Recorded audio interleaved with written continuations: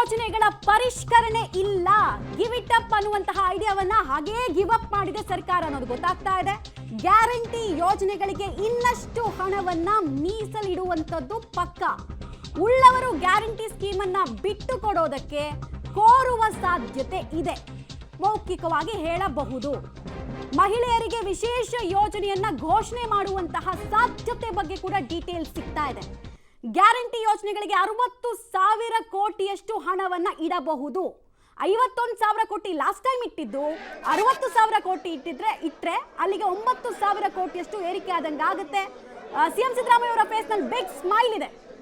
ಆ smile budget ಓದೋ ಖುಷಿ, ಮತ್ತೊಂದು ಅವರ ದಾಖಲೆಯ ಸಮೀಪಕ್ಕೂ ಅವರ ಪ್ರತಿಸ್ಪರ್ಧಿಗಳು ಬರಲ್ಲ ಅನ್ನುವಂತಹ ಖುಷಿ ಕೂಡ ಇದೆ. ರಾಜಕಾರಣಿಗಳಿಗೆ ಅದೇ ಮಹತ್ವಾಕಾಂಕ್ಷೆ ಅಂದ್ರೆ ಅದೇ ಅವರಿಗೆ. ಅಲ್ಲ, ಇದೇ ಸ್ಮೈಲು ರಾಜ್ಯದ ಜನರಲ್ಲೂ ಬರಬೇಕು ಬಜೆಟ್ನ ನಂತರ ಅಷ್ಟೇ. ಎಲ್ಲರೂ ಕೇಳ್ಕೊತಾ ಇರೋದು ಅಷ್ಟೇನೆ.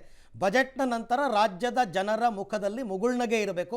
ಪರವಾಗಿಲ್ಲ, ಸಿದ್ದರಾಮಯ್ಯನವರು ಈ ಸರ್ತಿ ನಮಗೆ ಅನುಕೂಲ ಮಾಡಿಕೊಟ್ಟಿದ್ದಾರೆ.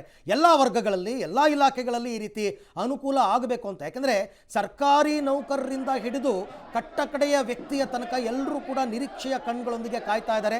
ಸಿದ್ದರಾಮಯ್ಯನವರು ನಮ್ಗೆ ಏನು ಕೊಡ್ತಾರೆ ಅಂತ. ಹಲವಾರು ವಿಚಾರಗಳಲ್ಲಿ ತೊಂದರೆ ಆಗಿದೆ.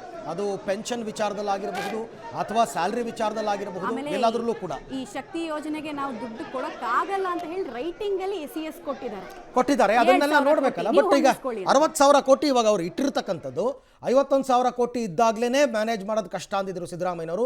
ಈ ಸರ್ತಿ 60,000 ಕೋಟಿ ಗ್ಯಾರಂಟಿ ಯೋಜನೆಗಳಿಗೆ ಮೀಸಲಿಟ್ಟಿರ್ತಕ್ಕಂಥ ಹಣ. ಹಾಗಾಗಿ ನಾನು ಆಗ್ಲೇ ಹೇಳಿದೆ, ಇದು ಸರ್ಕಾರಕ್ಕೆ ಪ್ರತಿಷ್ಠೆಯ ಪ್ರಶ್ನೆ.